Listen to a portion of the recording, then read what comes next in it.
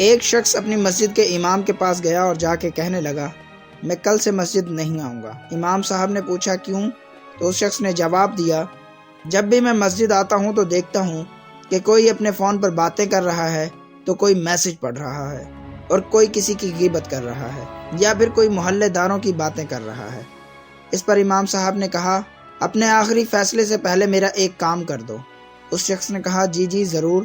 اس پر امام صاحب نے ایک پانی سے بھرا ہوا گلاس اسے پکڑایا اور کہنے لگا اسے پکڑ کر مسجد کے 2 چکر لگائیے، لیکن یاد رہے کہ پانی کا ایک قطرہ بھی گلاس سے باہر نہ چھلکے۔ اس نے پوری احتیاط کے ساتھ گلاس کو پکڑ لیا اور پورے 2 چکر لگائے، اور پھر امام صاحب کے پاس آ کر کہنے لگا پانی کا ایک قطرہ بھی باہر نہیں گرا۔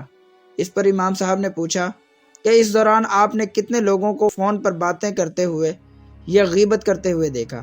اس پر اس شخص نے جواب دیا میرا تو پورا دھیان گلاس پر تھا، مجھے کیا معلوم۔ اس پر امام صاحب نے کہا اسی طرح جب آپ مسجد میں عبادت کرنے کے لیے آتے ہیں تو اپنا پورا دھیان اپنے رب پر رکھا کریں، نہ کہ دوسروں پر۔